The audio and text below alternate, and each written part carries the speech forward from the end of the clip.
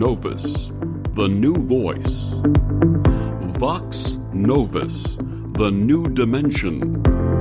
Vox Novus, thought and movement leaders who will share from their experience and offer tools to help us navigate our rapidly changing world. My name is Victor Furman. Welcome to Vox Novus, the new voice. My wife, Lori Sue, and I have been discussing the possibility of leaving New York City since the first wave of COVID-19 and the ensuing issues of 2020. There's been a significant departure from many cities throughout the country by those seeking a quieter, more nature-connected lifestyle. We often muse if this is even an eventuality for us as we grow into our golden years, or just a dream. My guest this week on Vox Novus, Margaret Delaney, lived this dream. After 18 years of living in Manhattan, she and her husband traded in their hectic city life for the peace of Bucks County, Pennsylvania. Taking on 100 acres of neglected farmland, they discovered a rich community of souls, both human and animal. Margaret Delaney wrote for the theater in New York City for years before she moved to rural Pennsylvania to pursue nonfiction. After many years and a closet full of writings, she founded Listen Well, her spoken word website offering once-monthly recorded essays championing hope and the ultimate inescapable awakening of the individual soul. Margaret's essays, apart from those on Listen Well, can be found in various journals and magazines, including Parabola, Spirituality and Health, Cezanne's Carrot, Read the Spirit, Day One, Big Muddy, and Contemplative Journal. Her website is listenwell.org, and she joins me this week to discuss her path and her book, The Parables of Sunlight. Welcome, Margaret. Thank you. I'm happy to be here. And thank you for joining us. Margaret, please share your life and path with our listeners and how it manifested prior to that major move from Manhattan. How far do you want me to go back? Well, I tell you what, I'll start with my childhood. I did go to an Episcopal church, but my grandmother was an anthroposophist, and that means she studied the writings of Rudolf Steiner, which I don't know if you're familiar with Rudolf Steiner. Absolutely, the founder of the Waldorf schools in anthroposophic medicine. Yes, and he wrote on every subject imaginable. He was a Christian mystic. My grandmother was a very broad-minded spiritually. And she shared that with us. She also had a near-death experience when she was in her 30s. So was very, very hopeful about where we're all headed. She had been there. She was looking forward to getting back. And that really colored my youth. I became very interested in anyone's near-death experience. I still read them religiously. I think they have so much to teach us, not about where we're going so much, but how to live this life. And so then I will fast forward. I went into the theater for a while. I moved, finally went to art school, moved to New York, was an actress for a while, got a bit frustrated with the amount of work I was getting, and started writing for the theater. And then after 18 years, as you said in the introduction, I and my husband, who is a musician, decided to move out of the city. He to produce music in our old barn in Bucks County, and I to pursue nonfiction writing. And then after many years of writing essays on faith, I was staring out into my backyard, looking at the barn / recording studio, and I thought, I will record these writings and then offer them on the web, because I love being read to. I don't know about you, but it's just a joy. And so once a month, I post a 10-minute spoken word essay, and essay is a rather boring word, but it's it's sort of a journey. I usually have a theme that I'm exploring, and I explore it for 10 minutes through story and metaphor. And I've listened to many of them, and they are absolutely delightful. We'll talk a little bit more about that in a second. What was the thought process that you and Matt engaged in that led to your decision to move? One key reason we moved was that we got a dog. And after a year of having a dog in the city, we thought, this is no life for a dog. We need to get out of here. Matt is from Tennessee. I'm from the beautiful rolling hills of Kentucky farmland. And I know that I always felt a bit of a misfit in the city. And I thought, well, if I ever made a different career choice, perhaps I could get back to the country. I think it was always calling to me. So you were both country kids. You had experiences with horses as a child. How did you select Bucks County and ultimately wind up with that 100-acre farm? Well, we chose Bucks County because of its proximity to Manhattan, because we weren't ready to totally let it go at first. We finally did. But it's only an hour and a half from New York, and it's also not on a train. You can't get here by train, so that means it's not just filled with New Yorkers. It's going to have people from all over the country, which it does. It's also Bucks County is remarkable. It is filled with artists and writers and musicians. Some call it the Genius Belt. Most of our friends are in the arts, but they're broader. I've felt in New York that we mainly knew people in our fields, music and the theater. But the beauty of being in a place like this is you meet people and the first question isn't, what do you do? It's more, who are you? What do you care about in this community? It's really lovely. That was really nice to sort of escape that pressure on of your profession summing up who you were, because it never does. And know that with a good friend, it doesn't come up all that much. But that was truly refreshing. Of course, I still have some friends from New York, and we still go in to see people and performances and that sort of thing. But it was such a beautiful move, and we're really, really happy we are here. And then you started out with the house, and then all of a sudden you wind up with a 100-acre farm. How did that manifest?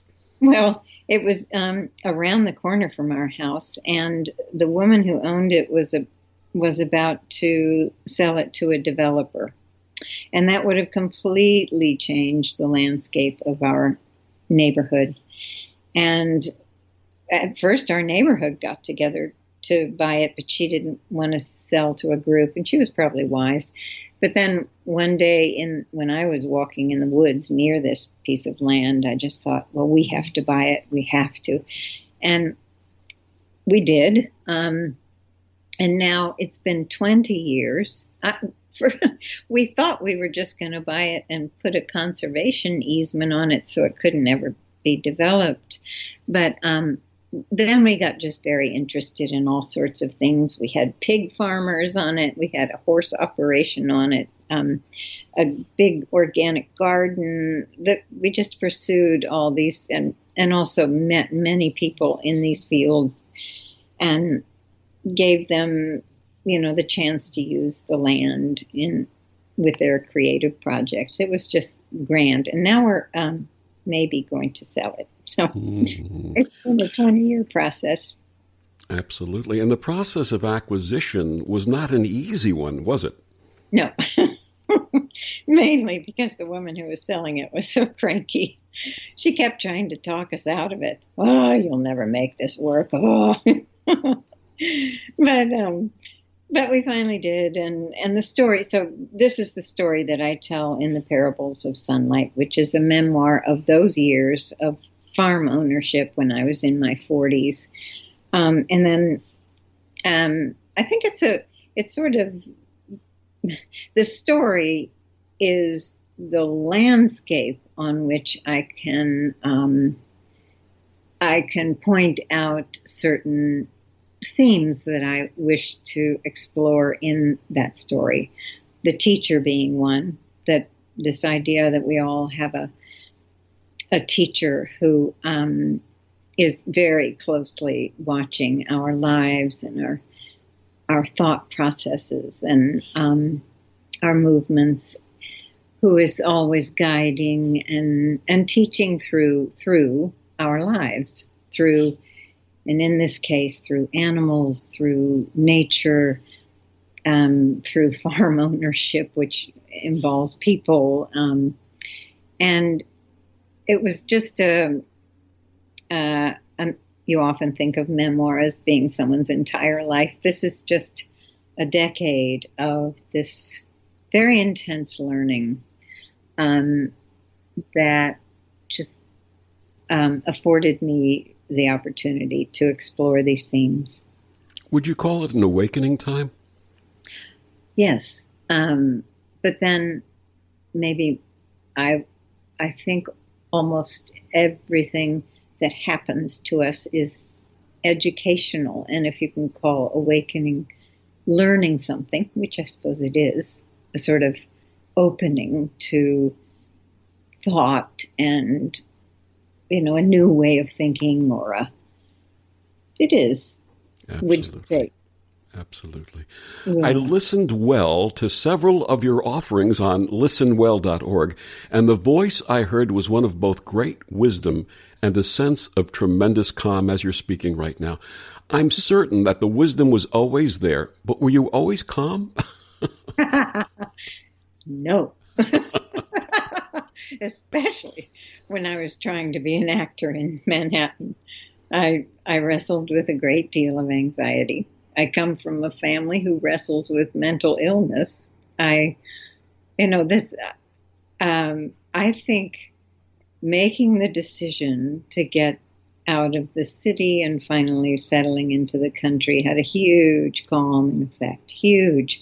And also the fact that every single morning since I have moved to my house, and I would say, we really solidly moved in about 94, but every morning I take about an hour and a half walk in the same beautiful park. It's very rural. We rarely see people, with my dogs. And that has given me more peace and instruction than anything I've ever done in my life. It's absolutely the most important thing that I've ever done with my time. Absolutely. It's funny. My wife and I, Lori Sue, and I've been trying to talk her into leaving New York because it would be like the old television series Green Acres. She actually lived in Manhattan for many, many years, and when we got together, I had to kidnap her and bring her to my home in Queens. So it was an effort just to get her out of the city. But she's so attracted to that activity and the closeness and being able to walk to virtually anything. And obviously, where you are and where a lot of folks live in rural areas, it's not like you can go walk to the corner store and pick up a cup of coffee. So for me, that's my ultimate goal. For my wife, obviously, it's going to take a lot more convincing. But that process of calmness, was that something that came quickly, or did it take a while to develop? A while to develop. So I think when I first started walking in the woods, and this is a early morning, what I consider sort of a prayer walk or a noticing walk. It's slower than, I don't go at a clip. I stop and look at things. I try to stay with that sense of connection with the divine as I am walking through nature. And I would say in the beginning that, my brain was more like a pinball machine. It would bounce from grocery lists to, concerns to just things that didn't belong in the woods, nor did they belong on a prayer walk or a meditation walk. But it takes a while, but after a while I could really tell the difference. And if I don't take that walk, I am I know that it certainly has had long lasting benefits. But if say I'm on vacation and away from my walk for too long, I will start to feel restless. It's like a person who meditates. I suppose it is more of a meditation than anything, in that you are focusing your mind, slowing it down, and focusing on nature. If you're conscious of doing that, and that just calms you. I realized this not long ago. I sprained my ankle, and I couldn't, if I ever got restless or had a restless mind, I couldn't take care of it by dashing out the door and taking a brisk walk, which used to be my way of dealing with any sort of restlessness. But I couldn't when I sprained my ankle, and I realized that because I had to slow my walking down to such a glacial pace, it made me concentrate more, and that focus calmed my mind.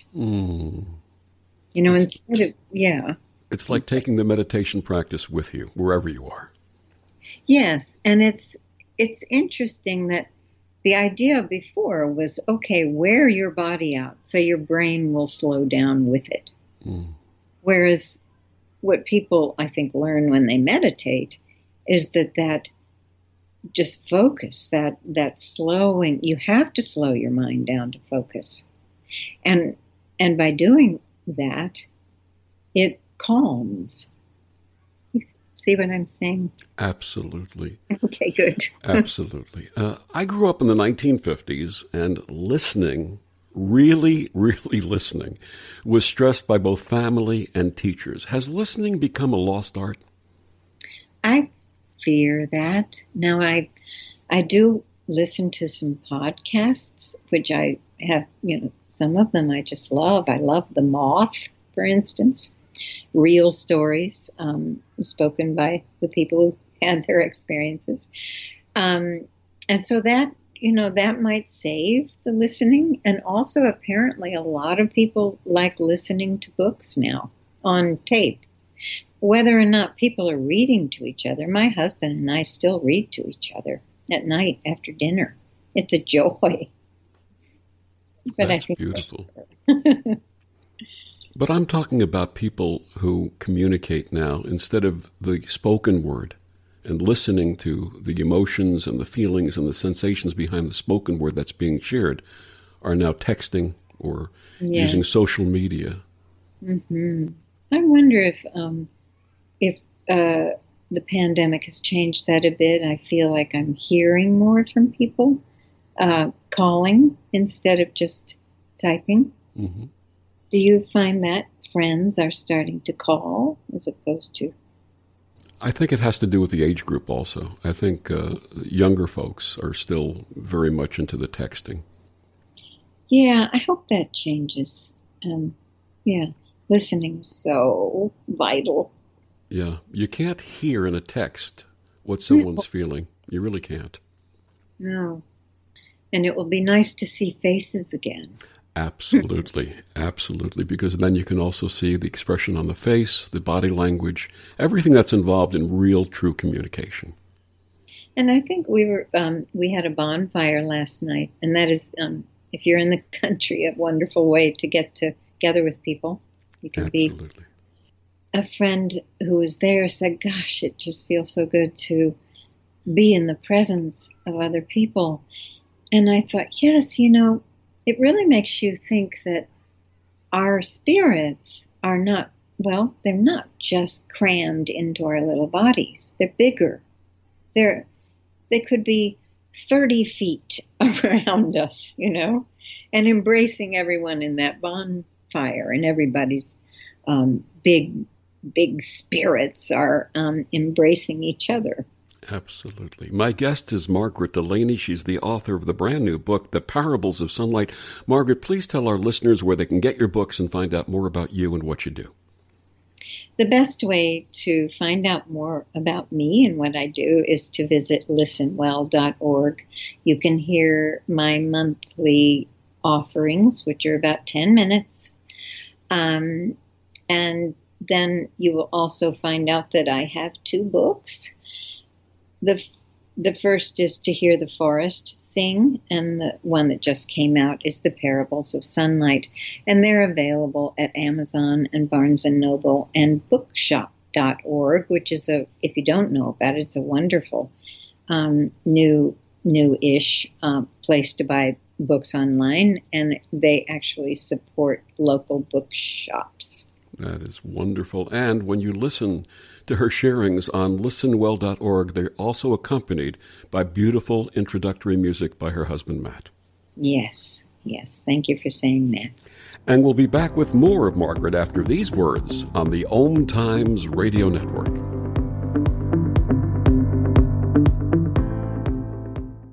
The best of the holistic, spiritual, and conscious world. Om Times Radio. IOM FM. Om Times Magazine is one of the leading online content providers of positivity, wellness, and personal empowerment. A philanthropic organization, their net proceeds are funneled to support worldwide charity initiatives via Humanity Healing International. Through their commitment to creating community and providing conscious content, they aspire to uplift humanity on a global scale. Om Times, co-creating a more conscious lifestyle. Hello, I'm Sandy Sedgbeer, host of Om Times Magazine's flagship radio show, What is Going Om. My passion is sifting through information, research, and innovations from new thought teachers, speakers, and researchers, pushing back the boundaries of what we know about life, energy, metaphysics, and the universe. I love shifting perceptions about who we are, why we're here, and how quickly impossible becomes normal when we open our minds, expand our awareness, and accept that the only limits that exist are those we place upon ourselves. So if you're the kind of forward-thinking, eager investigator of what lies beyond the current reality that most perceive, why not make a date to come play with me in the field of possibilities at 4 p.m. Pacific Time, 7 p.m. Eastern Time every Thursday, and together we can discover what's really going on. A social distancing tip. Keeping your distance from others is important in slowing the spread of coronavirus. So here are some fun things to do alone. Read a book, take a walk, unpack your suitcase from that trip you took last September, paint a self-portrait, catch up on a TV series, do a puzzle. Remember, we should all stay home to lower the risk for everyone. For more info, visit coronavirus.gov. Let's all do our part, because we're all #AloneTogether. Brought to you by the Ad Council. Coping-19, brought to you by CDC and the Ad Council. If you're feeling increasingly lonely right now, you're not alone. It's totally normal. Even though we may not be able to get together in person, connecting virtually with friends and family still gives you a chance to interact with people and may help raise your spirits. Join a virtual book club, set up group text chats, or online video coffee breaks with coworkers. Find more self-care and coping tips at coping-19.org.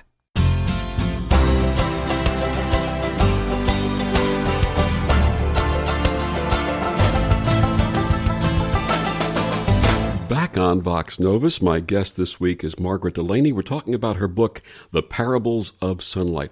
Margaret, who were some of the spiritual thought leaders that inspired you? Well, probably Rudolf Steiner was the first, though I never read him. I only absorbed him through my grandmother, who was a great follower. But then I think the next really important one, and continues to be my greatest teacher in print, is the wonderful Scottish writer George MacDonald, who wrote in the mid-1800s. And most people know him as a children's author. He wrote a series of fairy tales and also the The Princess and the Goblin and The Princess and Curdie. But he was a huge influence on the 19th century. And he continues to be really important to me. But then Ralph Waldo Emerson has had a huge effect. And also many, many contemporary spiritual writers, Anne Lamott, C.S. Lewis, of course, which Narnia, I would say actually that Narnia was my first great reading, my influence through reading. Mm-hmm. And then I'll tell you, I will read anybody's experience of visiting the other side. I find them very informative. And I don't, of course, many of them are not written well. I found there was a wonderful collection of not necessarily near-death experiences, but religious epiphanies, that sort of thing, that sort of mirrored William James's. If you're familiar with William James, he collected in America around the turn of the last century stories of transcendence. But this was an English professor, I think, and he collected them in England in the 1960s, and they are wonderful. His name is Sir Alister Hardy. And so I'm always looking for these wonderful, hidden, no longer published gems like that. He has a wonderful collection that's still in a university in England of these epiphanies, these people's transcendent experiences, which are so extraordinary and beautiful. And these are written very beautifully. Someone introduced me very recently to a late work of Mark Twain's, which I don't think he ever actually finished, but was published after his death, called The Mysterious Stranger, number 44. Are you familiar with that? No.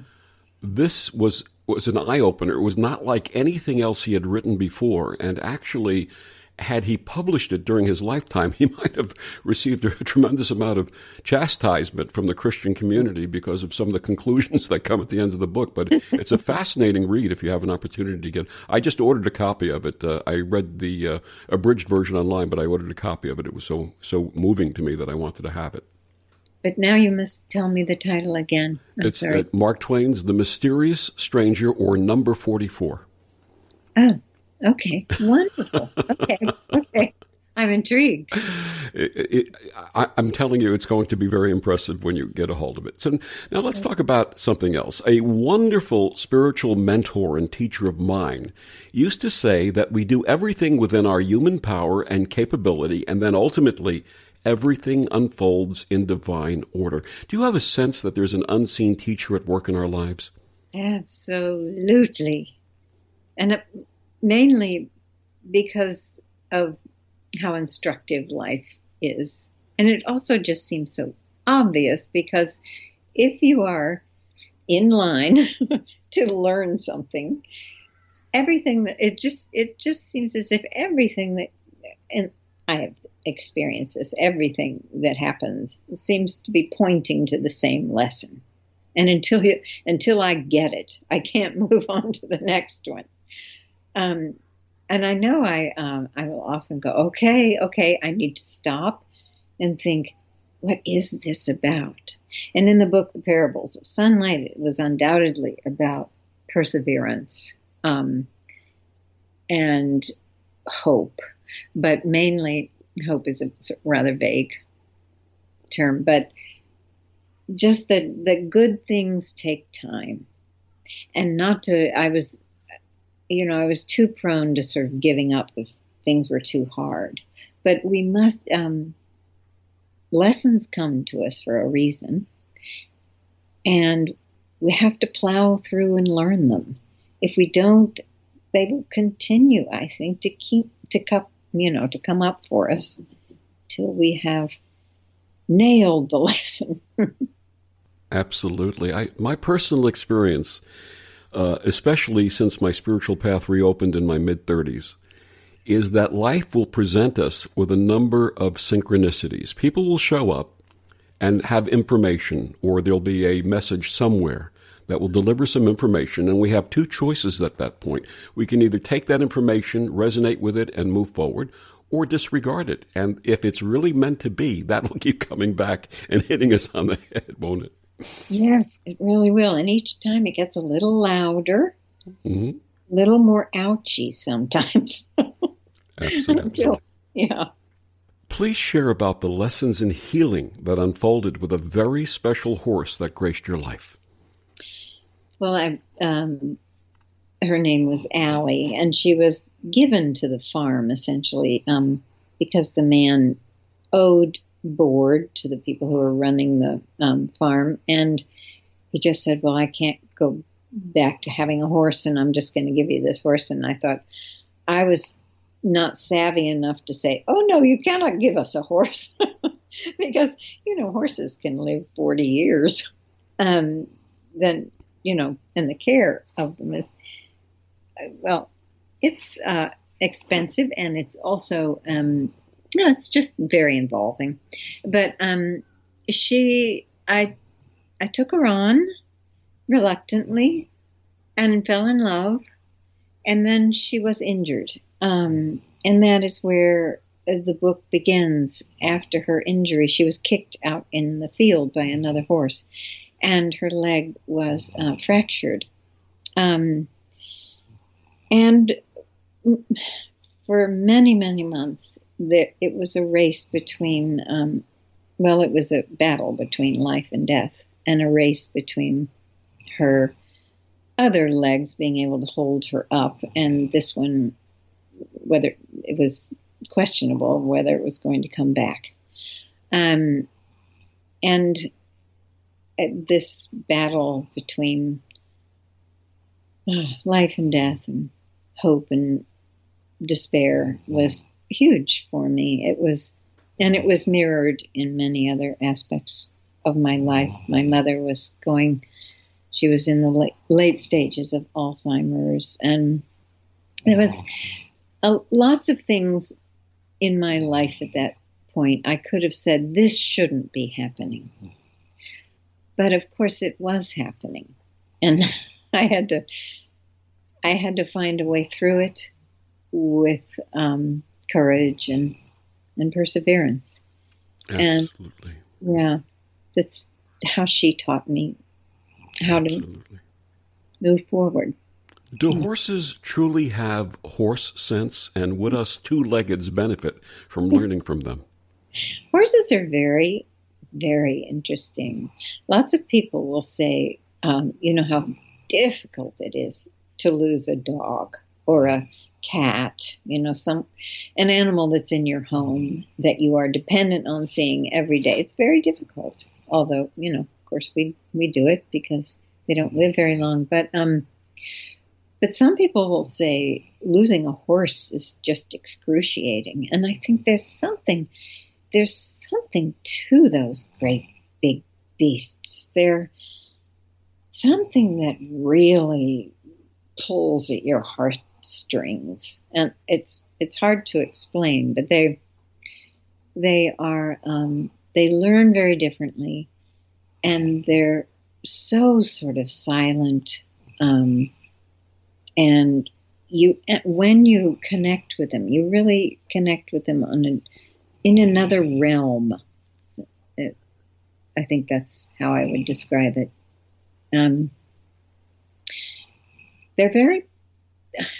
The love can be very powerful. I noticed I've never had ownership or responsibility for a horse, but I've noticed when I've been in areas where horses really communicate with their eyes, don't they?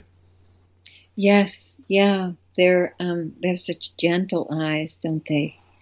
They and also their bodies are so they need their bodies. That's why I was at one point in the book, someone, in order to cheer me up, gave me a picture of pony who had a prosthetic leg. And I didn't mean to be heartless about this, but I just thought, no, a horse lives by movement and a constant, they graze and move all day. It is their life. And unlike a dog or a cat who could live without a leg and be perfectly fine, and us, we could certainly live without a leg and be perfectly fine, but they're all about movement. Absolutely.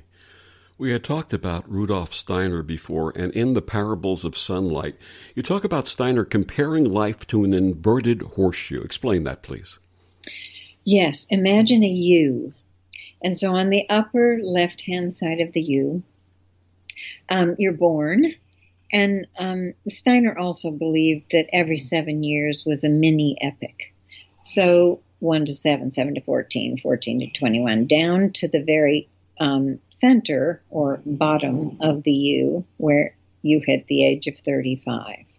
That's 7 mini epics. And then you start to ascend after the age of 35, after you have nested very solidly in the world. You're very incarnated at 35. Then you start ascending toward up toward the heavens, essentially, and up until you're 70. And then he sort of doesn't follow the process anymore, sort of feels as if you have ascended by the time you're 70, and the rest is gravy. But so Steiner's idea is that, say you are between the ages of 35 to 42, and you look across the horseshoe, you're looking at the age of 28 to 35. Right now I'm 65. I am looking across the horseshoe at the ages, the mini epic of age 1 to 7. So if I started something in the age of 1 to 7, I can finish it in the age of 63 to 70 in that mini epic. So perhaps you did something, perhaps between the ages of 14 and 21, you began to, say, ride horses, which I did. But I didn't finish it. I didn't see them all the way through. They kind of went out to pasture when I went off to school, and I didn't see it all the way through. Well, I was given the opportunity on the other side of the horseshoe. I'm trying to do the math. I think between 42 and 49, I was looking across the horseshoe at a time where I started to ride, and I finished it. I took on a horse, and I still have her. And I'm going to see her life through. I'm going to finish what I started. Does this make sense? Absolutely. I'm going to be 68 in January. And between the ages of 1 and 7, actually closer to 5 to 7, I started writing poetry. And I actually started writing poetry again about 2 years ago, so it makes perfect sense to me. Absolutely. So you're good. That's a good thing to complete.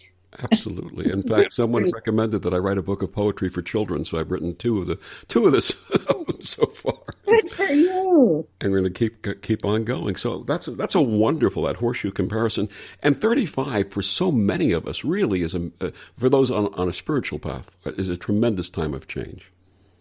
Yes. Yes, and you know how sort of anchored you are by the time you're 35. You're on the earth. You're in it. You're invested. Absolutely.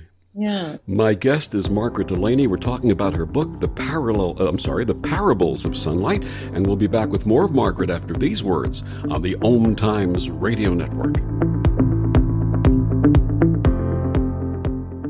Om Times Magazine is one of the leading online content providers of positivity, wellness, and personal empowerment. A philanthropic organization, their net proceeds are funneled to support worldwide charity initiatives via Humanity Healing International Through their commitment to creating community and providing conscious content, they aspire to uplift humanity on a global scale. Times, co-creating a more conscious lifestyle. Hello, I'm Lisa Berry. Join me every Monday at 1 p.m. Eastern Time for Light on Living.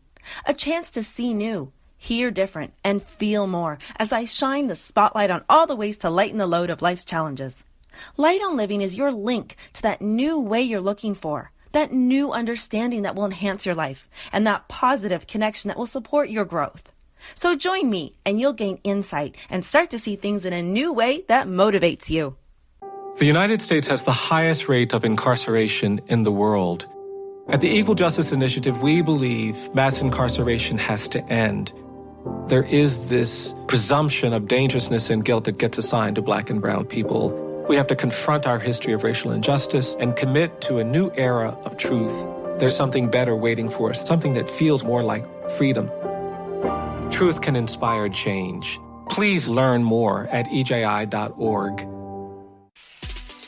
Look out, world, we're getting strong. The future's here and we belong. She can STEM, she can do more. Like build a rocket and watch it soar. Or clean the oceans and make the world a better place. Oh, she can STEM, so can you. Find a cure, invent something new. There's no challenge in the world that she can't face. She can STEM. Learn more at She Can STEM. A message brought to you by the Ad Council. Grab a cup of tea or a glass of wine and tune in for Inspired Conversations with publisher Linda Joy on Tuesdays at 2 p.m. Eastern. Linda creates sacred space for leading female luminaries, empowering authors, heart-centered female entrepreneurs, coaches, and healers. A soulful venue where guests openly share the fears and obstacles they've overcome, wisdom and lessons learned, and the personal journey that led them to the transformational work they do in the world. Inspired Conversations to empower you on your path to authentic, soulful living.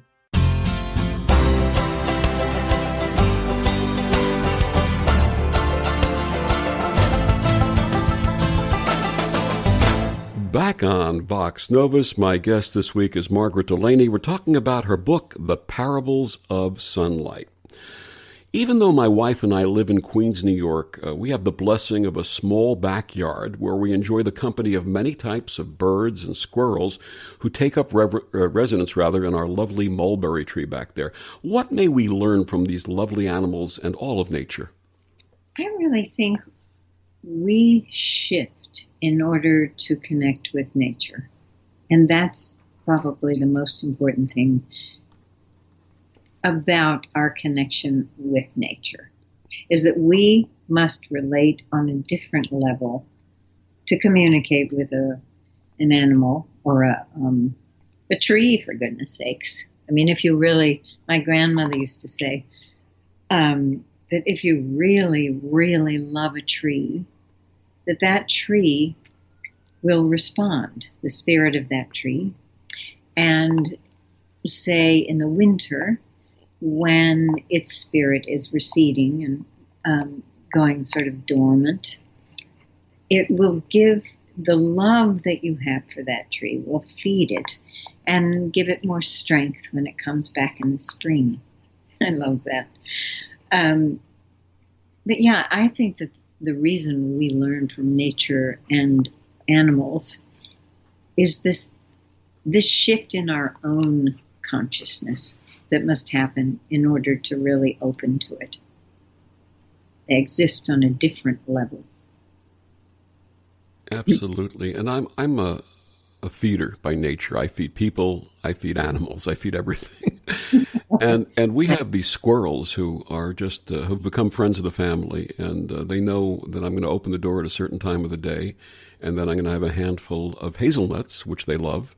And they seem to get on their hind legs and pick up their paws like they're almost like they're begging, and they welcome the nuts, and they look at me with these beautiful deep brown eyes, and I can sense that they're smiling. Don't they do that?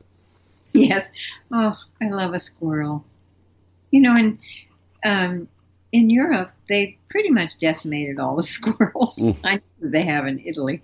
And you often see Italians, especially in New York, I love them, walking through Central Park and stopping, look at that squirrel, and we just walk by a squirrel like it's nothing. And they're just so fascinated. And if you stop and look at a squirrel through an Italian's eyes, they're totally charming animals, aren't they? They chatter and they're just so, their movement is so vital and wonderful. I just love a squirrel. So I'm very happy that you're feeding your friends. Absolutely. And I've named every squirrel in our yard, so you'll have names.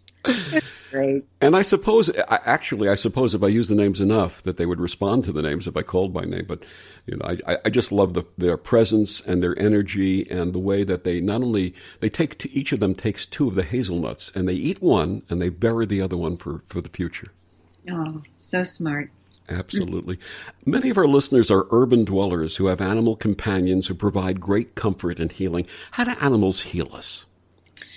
That's again, I have to go back to this, the change in us when we're with animals is the most important part of that question or that answer, is that we shift.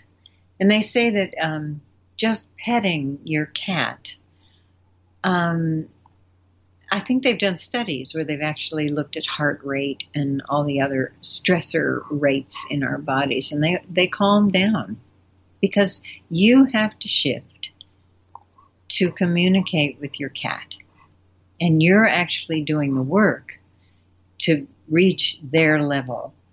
I don't know that the cat isn't also giving the human something back, of course. But I do think it's probably this, we're so complex and we live in don't they say we only use 10% of our brain? But I think that that's also true of our emotional, of our emotions and our intuitive, sensitive self. So somewhere maybe genetically deep down inside of us is that ancient connection that we had with animals way back when. Yes, and we're an animal ourselves. And maybe there is, whatever shared realm we have, we reach it together. And there you are. I think that there's healing in that. They tested it. Absolutely. Speaking of animal intelligence, I read a piece that you wrote about being able to determine the outcome of major elections by looking at the winner of the Kentucky Derby. How did you develop this? I just love that you read that, because that's the kind of thing I'll think, maybe I shouldn't put this out here. I thought it was wonderful. I know, actually, and, I'm not sure that was complete because, I felt that it so that the Derby was, the order of the Derby and the Preakness and the Belmont were out of order this year because of COVID. So the Derby was not run until, it's usually run in May. So it's usually the first one. And that's, because I'm from Kentucky and I watch the Derby every year, I started to note that's interesting. The horse that won the Derby when Obama won the White House was Big Brown. And his second win was I'll Have Another. Anyway, so I started to, I put together this theory, and I think it has played out in a very interesting way. And this year, the winner of the Derby, which was run in fall this year, was Authentic. Absolutely. And I don't know how you feel about Joe, but I do. And without going back too far, in 2016, what was the name of the Derby winner? Well, I'll tell you. It was the horse, he placed, actually. His name was Exaggerator. And the funny thing was, I was so happy that he hadn't won. And I thought, oh, good. Well, he didn't win. But then he went on to win the next two races, the Belmont and the Preakness. which makes a lot of sense because he didn't win the popular vote, but he did win the. Absolutely. Yeah. That was such a wonderful piece. Thank you for sharing that. With all of the unprecedented events of 2020, many have lost confidence in our systems and have a sense of hopelessness. You say that there's a surprising resilience in hope. What would you say to them? I think, I have a lot of friends right now who haven't allowed themselves any release from the election. They are still sort of traumatized. And there's all the pandemic on top of it. It's just been a really tough year, as we all know. But I keep thinking that we have to shift our thinking in order for the great, in order to shift mass thinking. I really think that life boils down to each individual soul and their learning. So that if we can say, okay, I'm going to focus on something hopeful. I'm going to focus on what could come out of this. I'm going to focus on Greta Thunberg, and what she is trying to do with climate change, or she's leading, the way. Or I'm going to focus on all the sort of beautiful small things that have come out of a life of less hurry. That we have to look to ourselves first. We don't change because the masses change. The masses change because the individual changes. Mm. So I am very hopeful because I think this is nothing this tremendous comes along for our learning that doesn't have the power for great big steps. Absolutely. I agree with you 100%. You also say it is necessary for all of us to persevere, but to do it in the right direction. How do we know? That is a good question. George MacDonald says that there is an inner moral compass in all of us that is always pointing to the good. Now, the word moral is a little fraught now. It probably wasn't in the 1800s. But I do think that we have an intuitive feeling for what is right and good.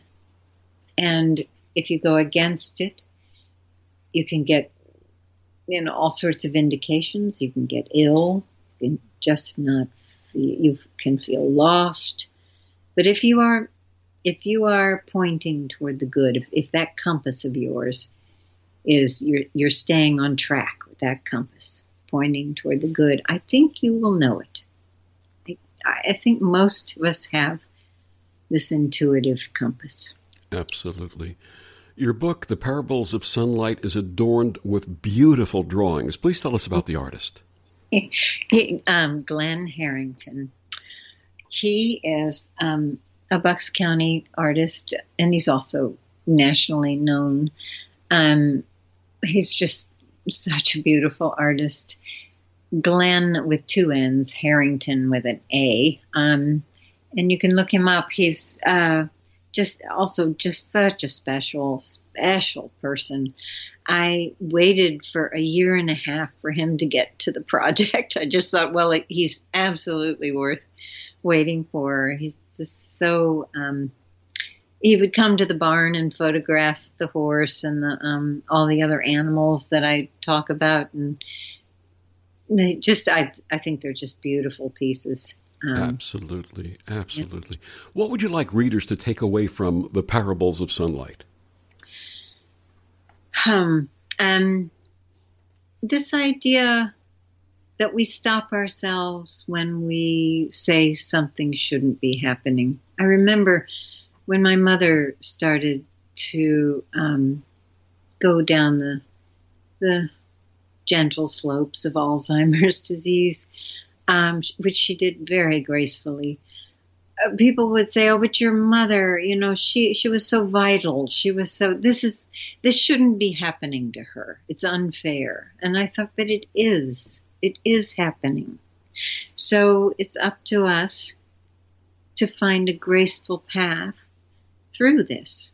She was able to, and we were finally able to. I feel we trailed her. So yeah, I would say